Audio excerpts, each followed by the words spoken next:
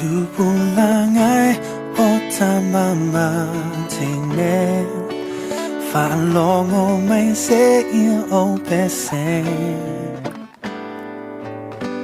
Ole fe au o te finta uatu E alofa Yesu mo oema u Tupulangai o Samoa lo atunu O mai tacho o mai la tupu O lava tacho timbawa leola Atoa malesa o lotonga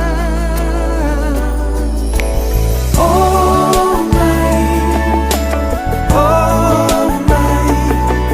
tacho hallelujah fatasi Ua pupu lava le taimi Oh my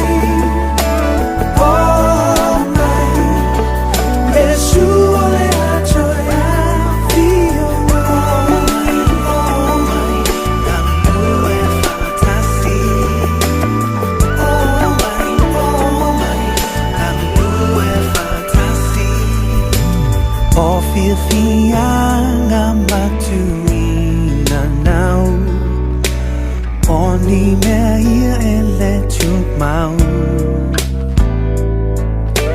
Ae sao loa o ia Yesu E te moai le file mu Tupulangai Samoa loa tunu O mai tacho o uma ila tupu O lava tacho timbawa leola Atoa malesa o lotonga Oh my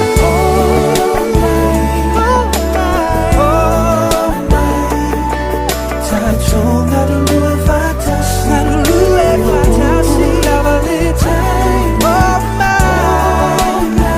Oh my Yesu ole atoya fio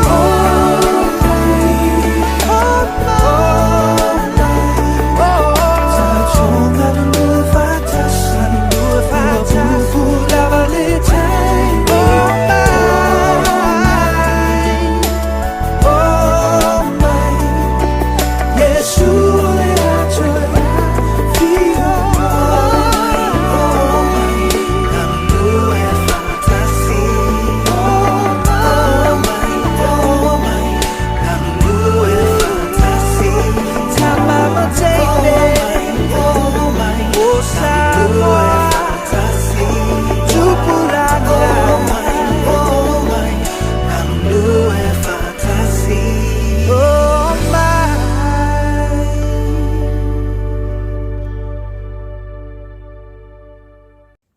Ia fatal fat fo i le tatou paanga o le tatou proklama o le tatou antu spaia. Fatal fat fo i fo nei tu aso fi alava e whafonga mai ai mai mua mai ai Samoa ia tal tonu al fa moe moe o Hawaii fatasi le nganga paia ia te oe meo e whawhio ai fatal fat fo i ma le nganga mauralo ma le nganga fia ia ma le nganga whawhtau whaamnofo i le atua nei amnoa tatou te wheroa i ai lunga le ea ona o lana fionga ai mai se lona fina ngalo o le tatou proklama nei aso o le nganga paia o le nganga paia o le nganga paia ia tatou te loa le samata u faingo fie e le o samata u fo e fai ai manatu tangata e tatou te whalango lango ia teia i le nei le vaso o le nganga paia o le atua la manea T.L. Moody said Holy Spirit is God at work ina ua fio atu Yesu na langi Femelan tala pe ona a feitau le Ioane Nas ma le ono fa upe fitu e lifo anga i lalo sumatasi mai Yesu ina ai peita ia o le mboni o fai atua ia te tau e au ngā ia te tau pe a fai o te aluese wa a fai o te aluese e le maliu mai le fesosoani Ai a fai u te alu o te au ina mai o ia te o tau. A maliu mai fo i o ia. O ia na te whaamasinoina le rolangi le angsala, ngā tai leo na mia tonu, le ngā tai leo le whaamasinoa, ngā tai whaailoa i le rolangi le angsala. Fo i tawina la mai le mātai o lua suma le valu vepu suma leono, e o angai fai upu e lua se fulu, ona o le tala le lei e mana o miai le nganga paia o le upumoni le na. Mātai o lua suma le valu tusi masani, foi upu suleona li fo agai lua se fulu. Ono atu ai leo au so e to se fulu ma to tasi kalileia i le maunga na polo ai ai Yesu ya te la tau. O la tau lo o ia na la tau ifo mai ai le ya te ia ua masaro salonisi. Ona maniwa lea i leo Yesu o fetala yatu ya te la tau. Ua whape atu wa tuina mai i a tau le pule umalama i le langi ma le langi. O le nei, yo tau atu e whainu umalama maso. Ma papa ti so atu ya te la tau i le suafol tama ma le atalii ma le nganga paia. Yo tau wa atu ya te la tau ia tau si mea uma ua ufai atuai ia te tau whauta foi o te ia te tau ia so umalava e o lava i ngā taanga o le rolangi. O le whitalainga mā vai le alu tātua ni whaolo Yesu ai le i a fioa ai le langi. To e whaamanatu mai le polo inga o le tala lea tā ue tātou o le Great Commission. I le whaiwa sumal valu whai mai le vaenga man muli o le whaiwa sumal valu. Whetala Yesu a tuina mai i a tau le pule umalama i le langi manarolangi. All the authority e lua upu o le upu na i le ngana eleni e masani to tele o tau tau exosia lona winga the authority wa mai ya tātou rea iama le pule e tala iai. A whesiri la sisi o ina mai a oe le pule e tala iai o le tala o Yesu. To e whaitaufu sumal valu o le mātai o nā rua sumal valu. O na mani wane ai leo Yesu whetara yatu ya te ilatou ua whape atu ua tuina mai i a tau le pule umalava i le langi marero langi. O le nei iau tau atu e whainu umalava masoo ma papa ti suatu ya te ilatou le suafol tama male atalii male nganga paia. Le alawu tau whanongo e manau mia le nganga paia. So le upula mua le peno tau atu le tau le exosia i le ngana eleni EXCU, OUSIA, meaning authority. Ai o le upulo na lua fa eleni let e lava e lua i dunamis. Dunamis le sa upule o dynamite fa Samoa explode. Ya natu te loa. O e lua la me i le authority and empowerment. E le mwhaila e watu umaila le ia I'm na umi a tau le mana e lili waitangata. Whain whaonga au lata nei i le mga whale i a tu waile leo leo. O le leo nga ua awa ia i le City of Westminster le ia le pule. The City of Westminster give that police the authority tu sa poli whawhinge por ka maloa you better listen. Si mailo wanima ke loala ua ofu i tau ninga all the power of the city and everything's behind that policeman. But the thing is, it doesn't have the power to stop a car. The car can run on him. So he has the authority, but he doesn't have the power to stop the car. If he afai come face stop the car, yeah, so real gama. Yet we are given the authority, but we don't have the power to convict the heart of people. And that is where the Holy Spirit comes. So if apenala le mele utu ina mai ai tanto, God has given us, Jesus has given us all the authority. You know, whether you are faith au o tangata lotu, ai po tangata whaola ina utu ina mai ai tanto, le ia po le pule tatu tala i el tara lei, ai e le mele e le taun tatu o tatu te le maua, le mana mai le langi, the empowerment, o le malosi nai to toni ai tātou. Le wha mai e su ngā runga mofo pe walu ai maua o tau le mana pe a fioifo, le nganga pa ia i lunga i ate o tau. Maua o tau le mana pe a fioifo, le nganga pa ia i lunga ia te o tau. I le luka e luasul whawha i upu luasul whawha e fast fumaleiva. Whai mai a whetalainga na Iesu le luka na e luasul whawha a whai upu e fast wiva so whai tau atua. Ai o te tala i luka luasul whawha on sai mai. On sai mai, whai upu e fast e fumaleiva. Fauta fo i o tau ina mai ate o tau le na fola ina e lo tama. A i o tonu no foi le ai o salema sa ia maua e o tau le mana mai lunga. Mai Iesu, fauta o tau ina mai ate o tau le na fola ina mai e lo tama. E leo sanganga pa ia tu ina mai lunga las penkos. Le aina tau talangia lau profeta pe funtatu mau tinoa le mau ia Ioelu, ta upu e lua whapalusu marvanu, fa mai e rilingi i fo le nganga pa ia so le fa mai le Iesu. Fa mai e Iesu i fauta o te awina mai, wo o teimi awina mai le nganga pa ia. Ai fa mai le Iesu, awane i o tau tuuale a Yerusalema, sa i o tau maua le mana mai ngā. E whapena fo i lan tātou, e whapena i tātou i le tala ingo tala, tātou te mana o mia le mana o le nganga pa ia. E mana o mia e au, e mana o mia oe, le mana o le nganga pa ia. E fo i te mu tātou o, a o leise nganga pa ia, o tātou mana o yo, ai whaafitai ia Iesu na manino lava, lana saunoanga i lona au so i au tau no nofo, i le a Yerusalema, sa i au tau maua, le mana mai lunga. Very plain. E matua manino mai. Ai tātou tele i o petamna e lava e whamanatu. I le tuspa ia in the scripture, there are, I think, 3 baptism. Pia koru i baptisto ia kau mai ai. I le tuspa ia kong fo i te i oi aipele aipirive e au ngā fo i le whaiona sa utau whamam. O le papsonga mua lava. O le papsonga le whamai Iesu i le Ioana sulfitu sfuluono. Foi upu e fitu ali whangai lau. Whamai Iesu nātou te lo. Whamai Iesu ai peta i au. O le upu moni o whai atui a te utou. E au ngai a te utou pe a whai o te alues.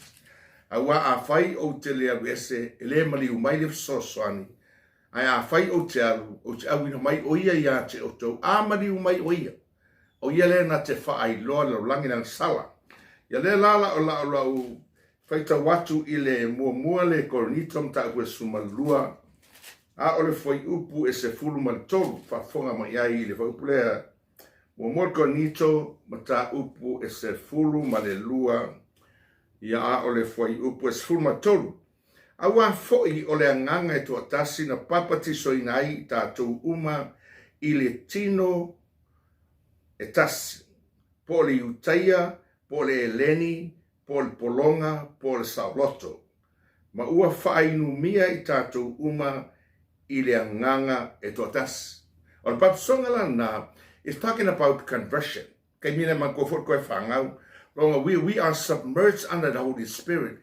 That, o kei minga, you become a part of the body of Christ. And whai fo i ono, whai tawinatu, i le Efeso e wha, Efeso wha upe wha mana lima pa so foi tan o pap so mo mua lava na e ka ko kere fa longa e kero kaimi ai o le winga nga o le Efeso e wha man ko malta to wa on sai mai foi Efeso e wha upe wha li wha nga i lalu e tasi le tino e tasi fo i le anganga wha pei o na wala awina o tou i le wha mo e tasi wa wala awina i o tou e tasi le alii, e tasi le whaatua tuanga, e tasi le papa tisonga, e tasi le atua o le tamā fo i lea o tangata umalafu. Lela mai e tasi le papasonga. E leo tautala le papasonga le mai, e leo tautala le papasonga le nganga paia, a leo tautala i le papasonga e whaia le nganga paia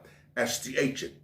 A fio mai na le nganga paia o taimin nei, o ia nā lo o mori mau lo langi ta uatu lo langi le ngasala o lo o ngā lue pei fo ilana tatu tala noa mena toi whanau e lua me toi whanau wale tangata o le ngā o le whanau longo le fio ngā le atua ma le ngā lue ngā le nganga pai o ila le tau tala tus pa ia o le ua I papatisonga na we are submerged under the Holy Spirit.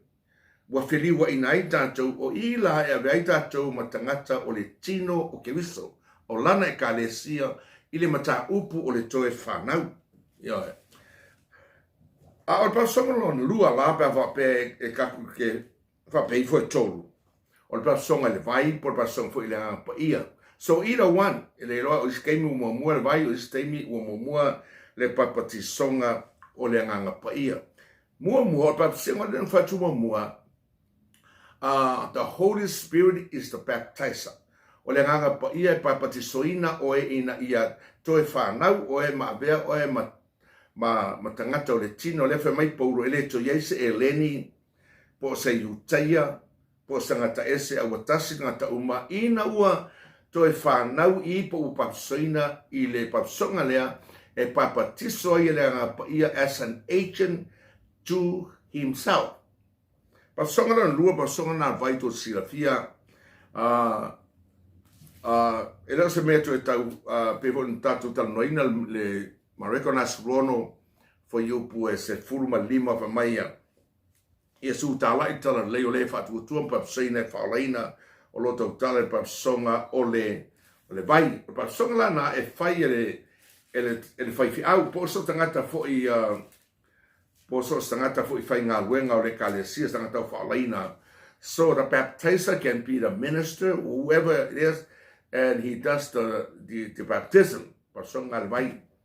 Al papsonga le nganga pa ale papsonga o le nganga pa ia le pen fatumina le nganga pa ia papsonga fai e Yesu le ala fai tau tua le Mateo le tolu tatu fa longo ia I Mateo tolu fai tauina fo yupu e se fulma tasi e lui fo ngai lalo e mo Mateo tolu su tasi di fo ngai lalo wa nei o te papsatu ya te o tau I le vai in ia salamo ai pe tai o le muri mai ia le muri mai e sili o ia tau ele o ngā au ona tau ave iona se vai o ia le na te papsoina ia te o tau I le nganga pa ia ta fi mai la o papsonga vai e fai ele fai fi au po so stangata lava la finga renga e o po stangata ua a believer that would be the agent of that baptism.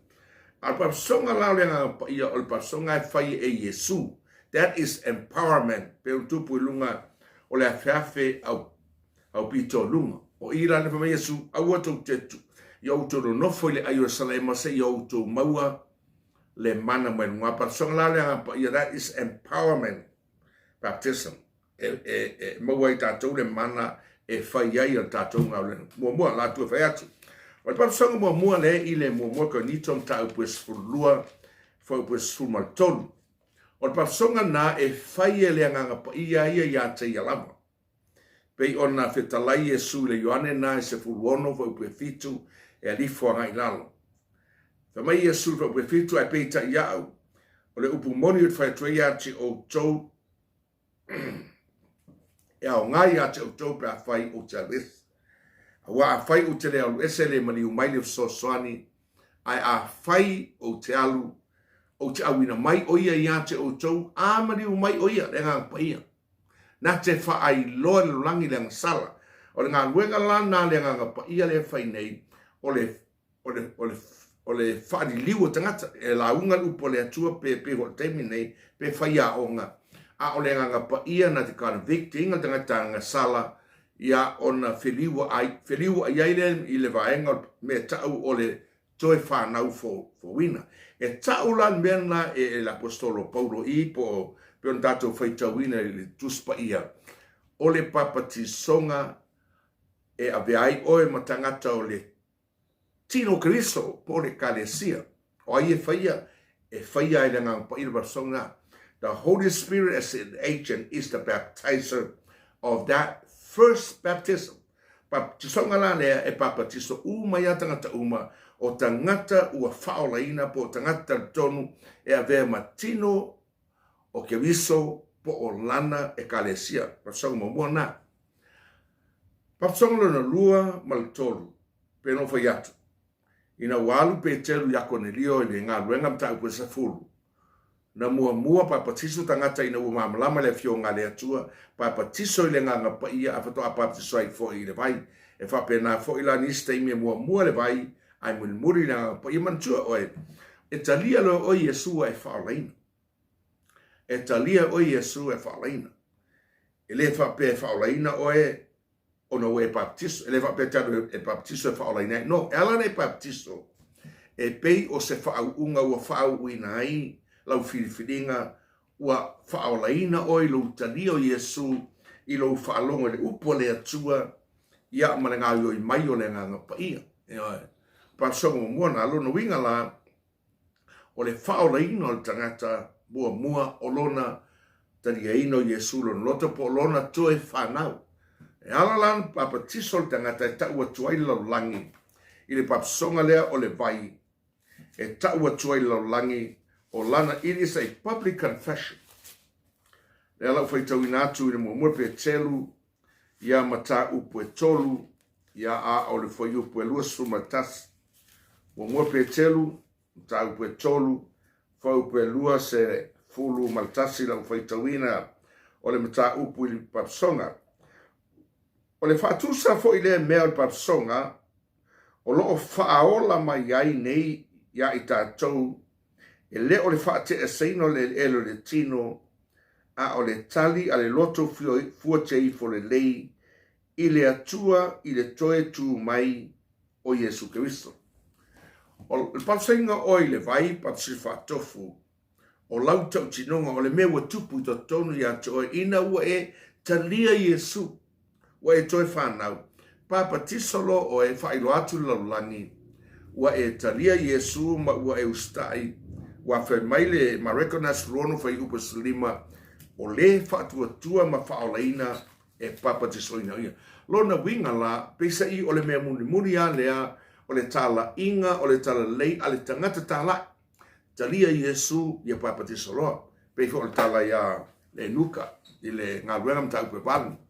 Na umana tala no iai Filipo, wha lama le tala ia Yesu, ia ma le tala o whaolatanga, au tia pēr ia Filipo ma le enuka, wha mai uwa iatu le enuka, le vai whai mai loa le enuka, ia Filipo le tia akono, wha uta i le vai, e iai ese me vau ia u e aua le papa tisoina. Ronwinga, wanga lue le nganga o le atua ina ua uma o na wha lama, e Filipo tu spaia fai mai loa ia Filipo i le enuka i le ngā ruenga nae na mwhaita mana ia ale a maulau tu spaia ma ngai e peo langa o kako angu spaia pia ma ngai alo ki kiro spaia bea foi le ia om saimi ia i leo ke whaitau atu e se a fo i le lo ua ku spaia lo lima ma e whaitau ia i lera lau whaitau atua i le ngā ruenga mta upe valu la mata mai whai upe e tol se fulu ma leono o le ngā ruenga le valu o le tala i le nuka. Wo ane fo i la ua i le ala, wo o i le tasi vai o na fai mai lea o le nuka whauta o le vai. Sea ea se mea vau ia iau e aua le papa tisoina wa. Ua fai atu Filipo a fai wa e tari tonu ma lo loto a toa e ma fai e lava. Tali mai o ia, whapea mai, o te tali tonu o Yesu Keriso, o le alo le atua. O na whai atu lea o ia whapa u mai le no fua whatawa le vale. O no ifua i lea o i la ua uma i le vai. O Filipo, male e nuka, wana papa tiso fo i a teia, wa ai la ua na i le vai, ona sengia lea o Filipo ele nganga pa i o le lii wa le toi lo o ia ele nuka wa alu foi ia ilana malanga male oli ai oi e tele daga te musu vapsonga ai tanton mai e umalon papa tiso oe na e langona le na langona e nuka wa alu male oli oi wa pela no fe atna fe silil le nuka ili vesili lea na fa mai le nuka a fai fa mai e nuka sa e se mea e vau ia iau e aua le papsoino Ia pena foi atu e tele a mea ma foi ngane e baptisa isinga. O isi alanga le ua whaalongo le nganga pa ia o le atua, ua whaalongo le upu le atua. Ai tele mea, ua ma foi ngale e baptisa nisi mea e mamatanga te baptisa. Yo nisi mea e ma fau lotu le lotu ai. Nisi mea ma fau lotu ala tau matua. Nisi fo i mea ua maurulunga tūlanga o tangata ua tupu Samoa, ua tupu tangata e whaingtale se tupu. O na whapa umailo na maasala whalafa ai whakatai nei e nuka. Pero whai atu e leo tangata leititi o tangata maurulunga lo na tūlanga i le maloa pei o na sau o ia malu e lotu. Ia ma fo i mailo na ainga.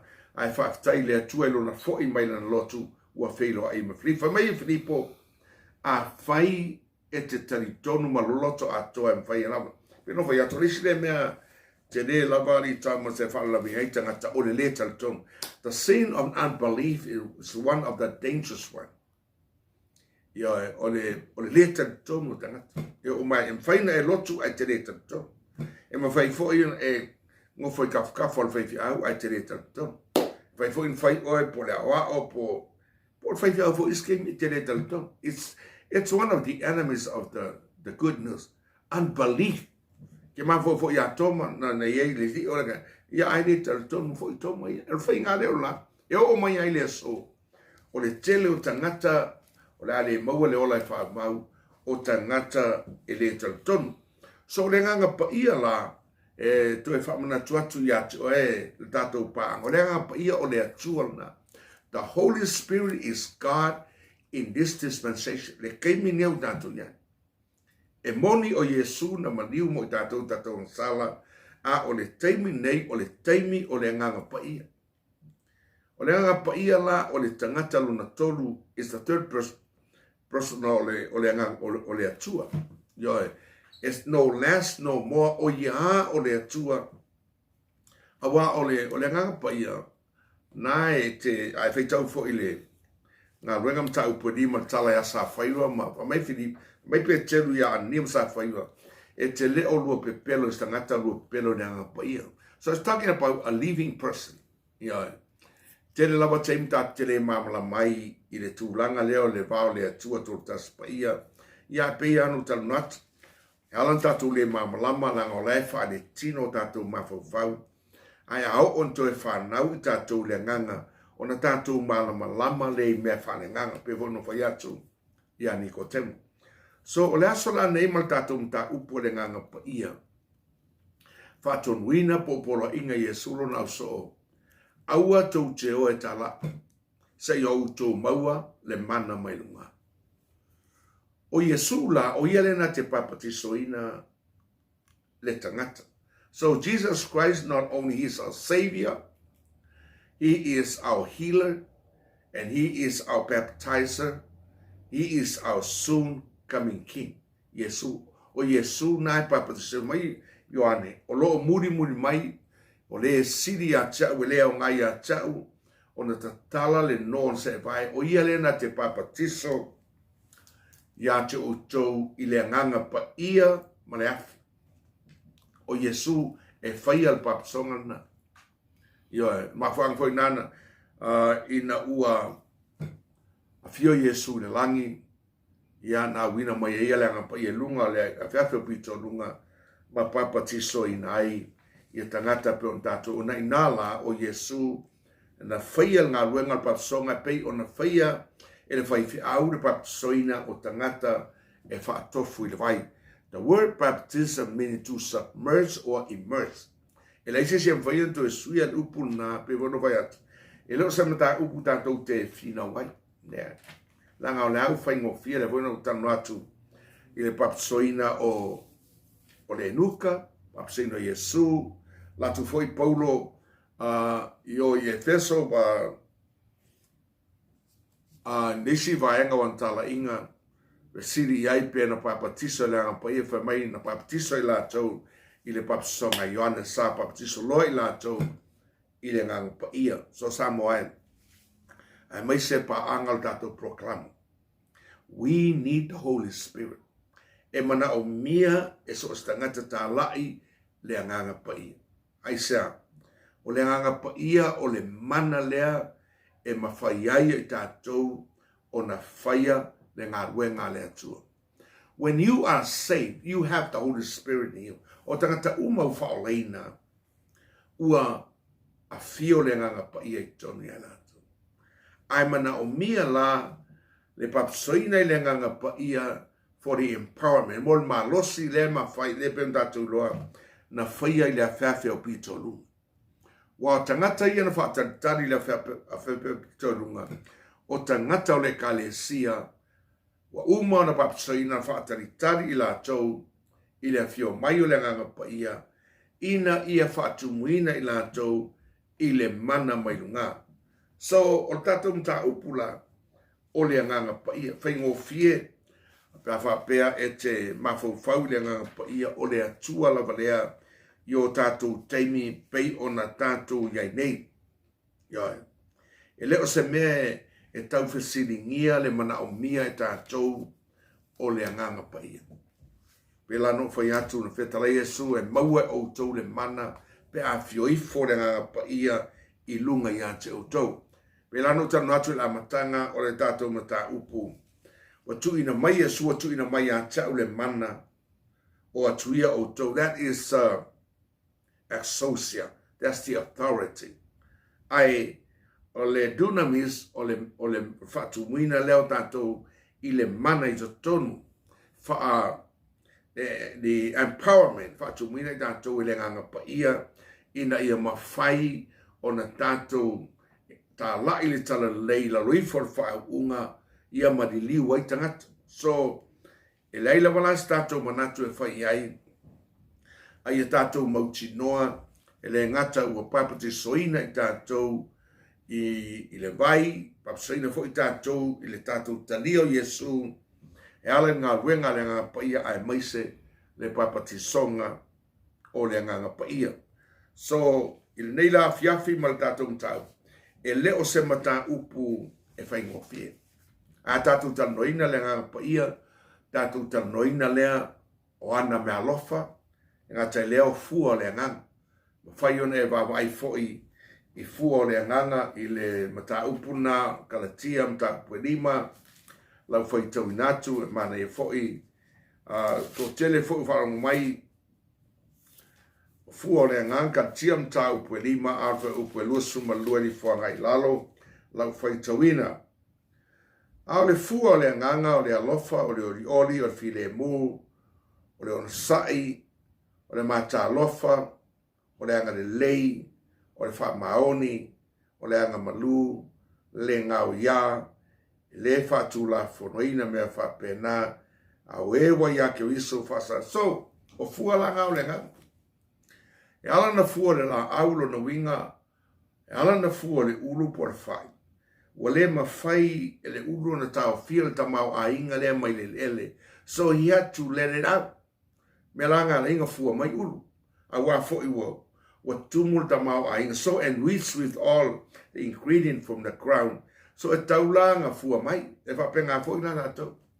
When we are filled with the Holy Spirit inside of us, has to come out somewhere. O nā diri mai leo fua ia. O fua lenga. Fua la ia e ilo ai tangata u whaolei. Ia. Mai Jesu o iau tō fua tele mai. Ia. E tā ua tele la me o fua. Ia. E ma ngai e fo i leo la au ai le alegi fua pe fo ina na whetua Jesu le mat. A wha peo so uru e ola. Ia. E lea nganga o ngā ola e leing fua. Ia. E alanga e toa le uru e ngā e fua mai. Papenga fo i tātou. Po le ale tātou loa whai tau tu spaia, tau tala tu spaia e loa tau tala tau loto, pe loa fo i tātou vai mai rightly divine or the truth. But if we don't bear fruits, yeah. A whai tātou te le fua, maini fua, ia alo winga lai le anga. I le whaata oto nai le yoanem tau pe se furu ma le lima, ali i le vine, ali yes. Stamas. Ioannes lima. Ioannes lima, nara le whata oto i le vine moni, lewa mai o Jesu o ialwe moni o lonta maa o le whai whatoanga, au tātou ala la, Ia, lo no wingo tātou e, a alu se uru e lengi uru e fua mai lo ngā uru. No, e fua mai la la. So tātou la nei wa a la ngi se uru e ke waksa la la oka oka. Yeah. So thank God that we are included in his plan. His father is a farmer and he is the vine and we are the branches. Wa anga, tātou mai di tamu sa ngaola ya Yesu Samoa. A kongo e le whalonga ko vinga pia mai Yesu, kulau wa Yesu. O nge o le ulu. O nge le ulu o ka mao nga lue whangua. O tau la ulu. Le vinga la tala Yesu. E tā ua tere tātou. We are so important in the plan of God. O aina manatu o le awe tātou malala. A peno whi atu. O la la e fua mai eio. Ia fua. Ia whamaila Yesu a yeire fu la au le fua. Ia. Kipi lau. Ma pia mo ma sango wa vai luka ma alu e teu koko ali I tama e la ngefinga ala kula la fo ele e ua ma in ki pia sele o si ai sa me ala inga ki pia sele la nga wa fo ua ma be mo a ku wa inga e solo ma I sina la yo e fa penga fo la nga kalo a ma nga kalo ia fa ke wa solo me yo e solo ku ma ele sina kalo a si la ki pia se anga poloka le lo da mamai par pala polokain me au ngi alu fa fole le sua por sap nga ma ngai ale alu e o lai se si la ngai lo le o lai o le la le ai mai e ta lai la Yesu le la e fu akele mai ka mai se manga a ku e ake wai lo da ma ia mo tatou tua a ve atu se koko foi le fu ga inga lo ko inga mai le ke nga ku ai fa ka we e au ngi ngaule la wa la fua ia fa penga foi la tatu o se ai fai fi au pesi se mai foi le tua ia te ol tanga taonga ina wenga le atua ko ke la fai fi au musu e veska fa penga e fia ia i mga o mia wa tangata e fua mai ai le fionga le atua ia ka foi e fa le nga ia a fa la ke la nga ngai o la e o ki va venga ka foi ia ngai anyway, e lua mafuanga mafuinga le au ngā, pe hoki tātou tino. E lua mafuanga mafuinga le au ngā lo lima le lo kingo le tamas. Me mo mua le au ngā lo lima le lo kingo. O le kipiese, a kipiese o le koe au ngā. A wala longa lua le au ngā hai. Ua pe lo lima, awa pe lo lima, ma ku e pea I. Longa winga la, ua maulea fasi I e failea o fua. E kusa le leia, le PE, ma le pe, le se meo faia, ma le kipies. E fa pena foi la ka ko na kalo. E a ko foi a na ka foi de fa le a si le kipies. E se le kipies, si le panga le lokulo mo fo mai a le ai ma se be pai. Lo tatu tala noi le mana le nga pai. Wa nga wenga nei a le lotu. Ya. E lo nga wenga fa ya. Kai ka foi yang fa ya. E la sanga bang fai ngo fia fa tai foi la sunga fa fia ngai ngo sai fa pan wa o fai fa mo se fa fia ngai ia ele momoe ele malolo e momoe ai le malolo ma fa e ta talo mo ol tanga talotu talo mo fa mania ia wa isi la va ka ma fa pia nga fa a wi nga la wa e moe mala no it's more than that asi se la mai le tua tele fa a wa mai singa uru pe fa yo o ngā whain kā ngā ren, ke le whai whai au o ki wāweu, o pē whaku o ngai whai au o ngā o winga tangata lotu. Mea whai nere whapea toi tangata lotu alo lofa I tangata o lea tua, ai ta talo mo oe, ka ngofa I paulo, I whamai paulo I au tu ta talo mo tu ta ta. Ai ngā lulu e pei o nā tuina mai wā o le ngā pa I ere I forfola mai ngā whai whai, whapea ngā whai tangata lotu o e ngā lulu e. Pea lango whai atu, a tal noina le nga pa ia o ta e tal noina fo I fua le nga o fua la nga le nga pe o ta ua tu pa ia le no fai ta o tu o le alofa e mua le alofa le nga malu le me o pera o fua la nga dia ni mai tangata o tumu I le nga pa ia o le atua wa atumu o le nga mai fua o le nga ia mai e Yesu ele fai ele maki o fua mai fua le sila no e fua mai a fua maki po le vinge fo papera Ele mfai la au leanga na fua mai ni fua lei. Ele mfai fo ile la au lei fua mai fua leanga so. E fa pe na le fina ngalo le atu o tatu o langa fa nenga.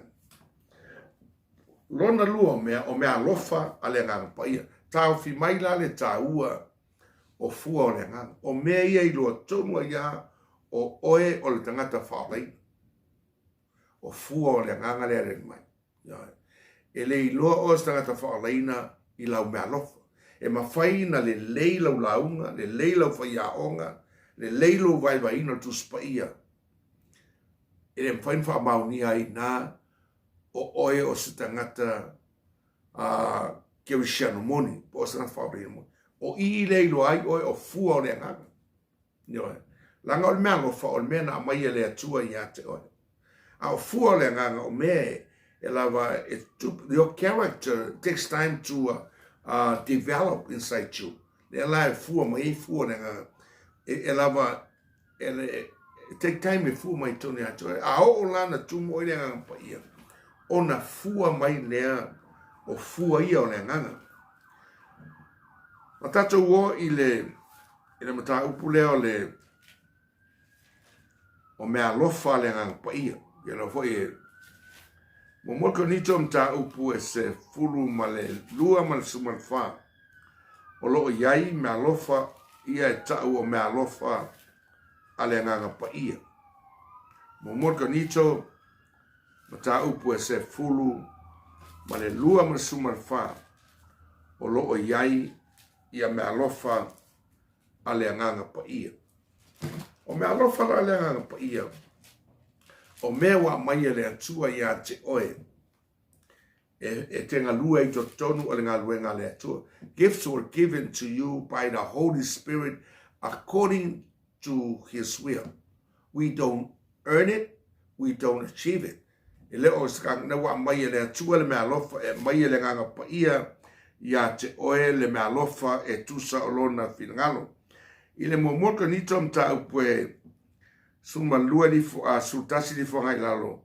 E matuanga lue fo ia mea uma e le anganga e tasi. O loo tufa i tangata ia ta itasi malana mea e pei o na finangalo ia i oio. O mea lofa la ia mai le anga pa ia. E tufa mai le anga pa ia. E tusa o lona sila fia o e ma. O le mea mautinoa e tofu le tangata whaolaina po le tangata ua whanau fowina malana me alofa. Tofu, everyone has a spiritual gift. Iei teimi e tuina mai me alofa e lua pe toru pe wha e tusa malifina ngalo le nganga pa ia isi tangata e maise lava whaifi aupo e mangania o tal tonu fo iese teimi ave umai e le atua me alofa ia te oe. Just a time. Whai whaonga pe te alu miso ngale e lei nis tangata o tal tonu e patu e le atua me alofa uma ia te oe. Just for that time. Ale me mauti noa lama e tofu le tangata malana me alofa. There are gift mix peila o whai au ma whainga ia teia me alofa o whai au me alofa o whai aonga ia me alofa foi o le evangania po la lava. So ai lava le primary gift al tangata lava ia. So o le me alofa la e leilo ai oe o le me alofa e ilo ai le atua peno whai atu. O fua o le nganga e ilo ai oe po o e tonu ao se tangata ua whaolaina. A o le me alofa e ilo ai le ona le me alofa. E di i ai le atua. It is a manifestation of the power of the gift that God has given you. E leo se mea laka ke mika mikai. E leo se mea loko le angai fuale sin mea alofa les, no. E tala foi lea am fai o em fai fia. O mea ngai e fai i kala o meo lalang. Ngā luenga wha lalang. Am fai o ngā luenga wha lalang fai fai. A mea wha nganga ele whikau iela kalanga. O mea wha nganga langa o mea alofa e tufa e le nganga pa ia e tusa o le fina ngalo le nganga pa ia. E le ku wha mai a ki oe onga ki manga o i le mea alofa wha maloloma. No. E tufa mai e le nganga pa ia ia te oe le mea alofa e tusa o na tātou o na fina ngalo i ai le atua. Fa mai paulo i le Momoka ni tam ta pu suma lua mai. A o mea whale nganga le au soe o te loto ina ia ilo ai o tau. Wa o tau loa sa whai manu ese o tau.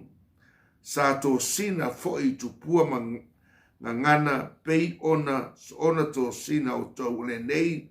O te whaino atu i ate o tau e lea i lava se tangata e tau tala i le nganga o le atua na te ana te maina o Yesu e lea i fo i se tasi na te mawhaia o na tā ua Yesu o le lii a lea se anoa le nganga paia. Lea fo i lau tau tala i tangata ua toe whanau fawina i le nganga paia na te iloa le lei le alo le tua. Whamai Paulo i le whau mua na a o mea whale nganga le au soe o te loto ina ia ilo ai o tau. Paul wants us to understand the spiritual gift. Mea lofa mai le nganga paia. Peno vai atu. O mea lofa o le nganga paia e le ilo ai oe. E ilo ai le ona le mea lofa. E ave fo i le vi inga i le atua. Ona o le mea lofa. A whai uwha mea lofa ina oe le atua i le nganga paia. I le launga ia vi ia le atua. E vai iskei miwa. Wa kako mi kako ya ratou ai le ave le vi inga i le atua. E foi niste mi wa vi ia lava oe wa mana o foi oe e vi ia oe tangata ona le lau launga po lau whaia onga po lo le alava lau me fai wa ngalo ya te oe na ave le whaftai le atua a wa e leo sau mea lofa o le mea na mai ya te oe le atua. So o le mea lofa la e ilo ai le atua a le fua le anganga e ilo ai oe wa me fai ona e sau nei launga i Westminster ka ua lau launga a lo o langa i lo ainga e leo se o langa e tu Martin ngalo le atua. Maybe you mistreated your wife, your children, or what kind of life? Ia e wha pena la le winga mea whai ona le leila ula unga peno whea. E leilo ai oe o se tangata o le anganga oe la ula unga. A wa o le mea lofa le la unga e vi i ai le atua. A rato whai taula i le unga pelano whai atu. O isi la name ta upu. Tamas. E ta tau anta no i na pea. So sem ta upua e o hoto e whana. Ua fo io, pei o ki subject element zero lang whanenga. Ua peno fo iatu. Pei hon kako mei mai wharinga i mea. Pei kakelo uma wharinga a le whaola inga ngaka le seaunga. Io, a le to e whanau tangata le seaunga. Lau fai tau tua lai le unga o le tusi lea o le momoka nito mta upua suma lua peno fo iatu. O le mta upua suma lua momoka nito su lua ma le momoka nito mta suma wha. A sangwisi ai kong ka upua suma tolu. O le mta upu e tau the love chapter of the Bible. O tusi a Paulo le kalisi ko nono winga e iai se fe au o lo tau mai e Paulo iai tātou le apostolo e winga i le alofa. E iai, a foi tau a tua la fai upu le momoka nito mta usulua. A fai upu e tolu se fulu ma tosu matas. Fai tau a ton ta upu e maneia. Wa tofu uma ea ma me alofa e wha malo loai ma. E tau tala uma ea i le ngana SS. E wha matala uma ea.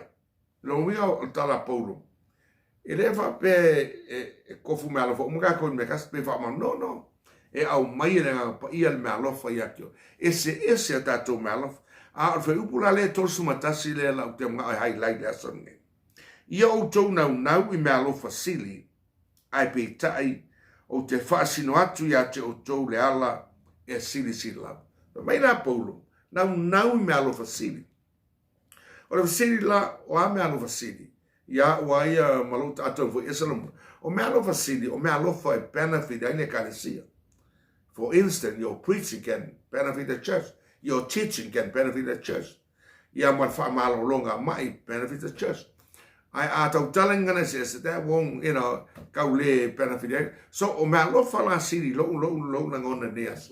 O me alofa e manui ai le kalesia. A e tau tala fo ilea i la launga por perfetane fo ile ngana masani e fa manui ai nai loto le kalesia. A wa anga o fai aunga ngeim kau kalaku nganga se umai mea. E mkwa rusi akua. Ma le fai aonga o me alofa sin. A fe mai la Paulo. Ai pe tai o te whaasino atu i ate o tau le ala e sisi lava. Le ala e sisi lava. A lewa mai Paulo i. I le mata upua suma tolu. A fai o te tau tala inga ngana a tangata a toma angelu ai le ai so alofa. Wa ve au ma pa mea tālili po se su me palo tangitani. A whai foi o ia tau o na perfetane, ma le ilo meri lo uma, ma le poto uma lava a whai o ia tau, le whātua tua uma lava e ave e sei maunga ai le aiso o lofa o te ranga. So church, I want to bring this highlight tonight. Ma mai paulo o te loto, ine o tō sa iri me alofa siri, au te whasino atu ia tō le ala e siri lava le ala o le alofa. E siri atu le alofa, langa o me alofa, na mai le alofa o le atua, i lana kalesia, operate ai le kalesia. Mai la paulo e eil mele siri o le alofa. Arewa mai paulo a whautau tala ngana tangata. Rona winga, if you speak eloquently, as being taught in university, or you speak a heavenly language, kau kalanga se alisia lo mai paulo. Pe ia king up, a mai se king up a kala singi fo ile la kumu mat king up kala singi. Wala ese kala sing. Kes or fet king up ele okele. King up ele ese kala sing, kala sing. Yo e mkwali ai sa, wala ese me fa pengani nei lava. Le tangata launga ai le ese lo. Ma tangata fa ya onga tu spa ya le ese lo. Ele le launga le fa ya onga ai le ese lo fa. Pe paulo le anga. Pe ia king up o le pa o kela pa o. Pe ia ki o foi fatu tu ai me uma ai le so lo fa ele. La ngole lo fa. Kusi ako, this is a love letter from God. From Genesis to Revelation. Kolose tolu fe usuma fa mai paulo au le alofa wala utua le me uma o le fusi le ato to somewhere o le alofa. Ne e mita ele so me langa la me alofa. It's good. Pe lua pe tolu mai le to it's good. But let me tell you, there's something more important to God's eyes than a gift. Love. Yeah. Na siri le tasio for sayo ile matei lusu malua o tolu fali fo ngai la fasulu. Mena vasayo lawa o le fe ngai kura fo ngai siri. Mai so mo alofa ile atu mo loto ato you know. Lona rua alofa ile tu ai. See. Alofa ile atu mo alofa ile tu ai fe lava chat ai alofa ile tu ai. Feita foi matei lusu malima mai ngo fia ai ngo fia inga. O le alofa. Pelanga foi e fa maungia le ftalenga na Yesu na ua fesiri tau le lea mai o fela utua oi a mai Yesu le tala Samaria nga lei. Pa mai Yesu ngakalanga e kaur ngaka. Nga waku salavi ma fai kaulanga e loa launga e loa kuspaia ai waku ngaka e mai a so sores. You know. Ai na latu tangata Samaria o le tangata lea e aloia ai e kauleanga tangata Iutaia ai na latu vai ngake e lorka.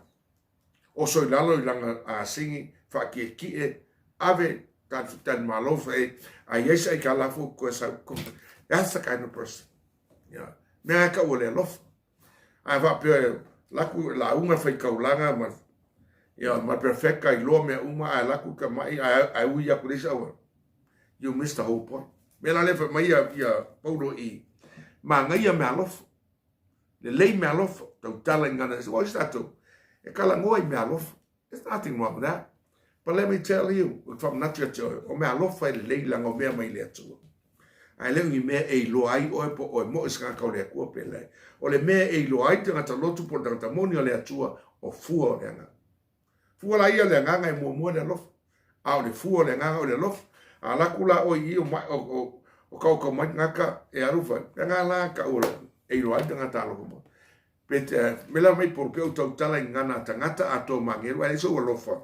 Ele ai songa nga au le ala me ia falong pa me fe upu fa me ma foi nga manga ia ia lofa e ono sa I le lofa e nga malu le lofa ele losi le lofa ele mita vale le lofa ele fa fetina ele amio matanga ele sa ia na la me ele fa itaita ngo fie ele tu inatu nisi le anga ele fie le amio le anga ai fie fa maoni e o fiufi I mea uma, e taritonu I mea uma, e wha moe I mea uma, e ono sa I mea uma, e le uma le lofa. Ko ke loe uma kaukalanga e se ngei, uma perfekanga au le lofa le uma, e o ai langi na sau le lofa. Na fio mai le lofa mai le langi, na maliu le lofa, tanumia le lofa, ona o le lofa ya te oi mautanga tangasa, oi le o Yesu. Ya peno fa ele se meneanga, le lau me alofa mai le atu. But let me tell you, o lau me alofa I vi ai le atu. Au fo inge e mika mika e lau me alofa. Lasa me ua mai le atu I atu. Vi ia le atu e le me alofa. Ai leo se me vi ai. Vi ia le atu. Ma fu angala le ai fai tonu tabu suma fa. O loo fa matala ina mai ai. Ia me alofa pe ona tātou. Maul tabu suma fa le ngatu ilea. O le tusia Roma fo ilea sa waia tabu suma lua me alofa. O me alofa is an ability that God has given to you so that you can be an operator in the church. O me alofa ia na mai le atua. An operator ile kalesia. Don't you know kaimi? O kaula le fa nga fo me alofa.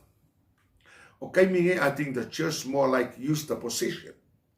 Tulanga, ko finga awa le fa nga inga mal. O me alofa na mai le atua.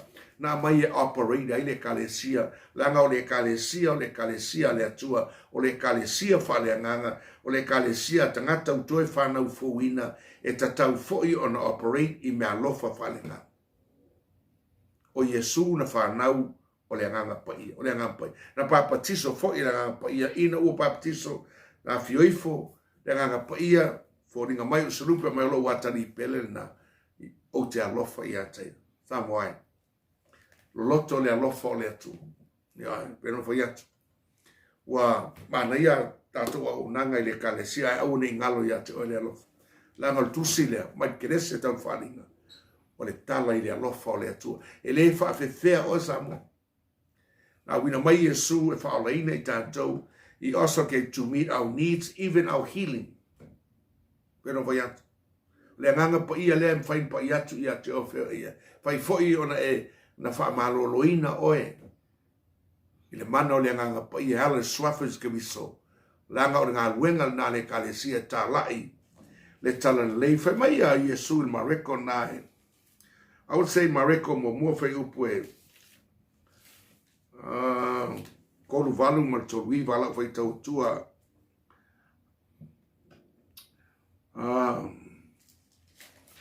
Mareko mo mua whai upu tolu valu.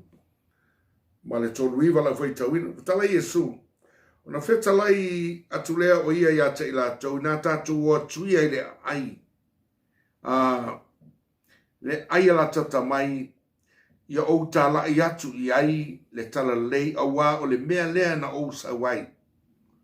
O ia tala I foi o la tau sunako I kalileia uma. Ma turi te moni. O saure le pela ia teia wa I oi mai ia teia. Ma to turi ia teia. Mo whapea mai a whai wei whina ngalo I ai. E te mawhai o na whamama ia tau. O na muti vale lea o le alofo Yesu ia teia. Ia apatu lo na au. Ua pa iatu ia teia. Ma whetala iatu. O te loto iai I nā mama ia. Leisi le vai ngal tala le. Tala le e wha malolo. E wha wheloa I lo mana onga. It's a gospel of healing. Because Jesus is our healer. Lea pēnu tātou mai Yesu sa uke. Tātou atuia le aia tāla I tala lei wā mele no sa wai. Tāla I le tala lei. O le tala ia Yesu. Ele o se tala I se lotu. So ia tātou tala ia nei meo lotu. A whai u tātou tala ia kako loku. We missed the point. A whai fu e kala ia o e lava. You missed the point. Po a lava o me tala. Mai le Lucas River was fu au saula tari o tangata sa ili ma whaola le na reinoa. Samoai. E ta tau fōi on toi wha fōi mai le mana o le wha malolonga le atua I tono le kalesia wa o mea ia na wha o ngā Yesu I le wha o laina o le tangata mautala ingo le tala lei mua o lana fionga pa ia le tus pa ia lua o le nganga pa ia tolu o le vaenga o le wha malolonga le atua. And God is still in the business of healing. O loo iai pēa lo wha malolo. O le tatum ta upu nei a fiafi o le nganga pa ia. O le atua, no less, no more. Ioi. O le atua, le nganga pa ia, o ia lava o le atua, a e vama aiwa ngā ioi le nganga pa ia I se tapo inga, o le atua na wafi. E le ka wenga na whaiwa umana ngā wenga, lo tātou whātaritari lona toi a whio whalua mai, e no fotupu I le awhe tau sa ngai mo oe sa mo. O le tātou mta upuna, au ne ngalo I atua. Po le ale poto le tangata, le alo na iloa mea. E mana o mia le mana o le nganga pa ia. Because the Holy Spirit convict the heart, the mind of a person. Like I say, when you are filled with the Holy Spirit, explode. When it comes, when you are filled with the power from above, you are prepared to preach the word, and you feel like you about to explode because of that power. We need that dunamis power, the power from above. Like talo le fiafine. Afa you efa fonga mai ne fiafine alama se ngal ne ya onga ya te o ya. Like talo foi mal matal Thomas. Ya ngal nem ta upu mo o ma. Fa lau tele ai fa marusia ai fo yoe. Ai ese vesidi, iem fai foi no vala mai lau telefoni. O le lua o iva. Lima iva ono 21068102 209-596-8102. Wala mai ala fai talo a fai fo i te mai tali tonu. I want you to believe. If you believe, a fai tali tonu te malo lo i le Paul name al teimi name le alo mai i te malo lo. You must believe. I'll believe with you. O le ata talo a fai tali whaalaina lo Paul name. Mai Paulo a whai tau tino lo ngutu le li o Yesu, tari tonu lo loto tu e whaatuina mai o ia le tuana i e woti e te whaola e. Le tuae, lo te mai lang. Le ou le upu ala ngai, le tuae o oe ou le fionga. Ne whetalaia i sai o le upu e watu lo ngutu le tu e fua mai. E whaia le mea te whinangalo iai e manuia fo i mea watu e lau. E ilo tantununga ato tol nei pofa ato tua i ate oe e manuia le watu ala ua fionga e le ona o au lau au auna o le upu a umana e manava iai o iai le mana o iai le pule e mawhai ona whaato i lalo ai le fili maturi ai temo. Ia whaolaina so se nganga o talatulo na loto i ate o Iesu. Nganga pa ia o lau ngā luega tō tino. Talo fo i ate o aiseo o mai le li ie o whaalongolongo mai au tali tonu i atoe i a Yesu le alo o le atua Yesu le Nasareta i lo suafa e marolo ai. So se mai o la ngone se isi o loo whaaloloa mailo na lima ma whaalongolongo mai. I le suafa o Yesu e marolo ai po se mai fatu se toto mawalunga po se suka se mai o alawa totonga to tonu ma fafol tangata i a marolo i lo suafa Yesu whaatai lau whaamarolonga. Whaatai Yesu me we whaia nei po haru lau upu ma le mana e le fo i fua mai e fo i waia ia loto mfitangalo Samoa ia telen Samoa de lana. Ona lo suafa Yesu wala tuai. Amen. Ia manuia Samoa lau whaafuanga. Anga le fo i a whai fo i pa o vale stala tangata ia o le upu waia le atua. Saulele le fionga le atua i manuia Samoa na Samoa ne sauni tu talau so i fua no Yesu mene Ile pu le ia mawa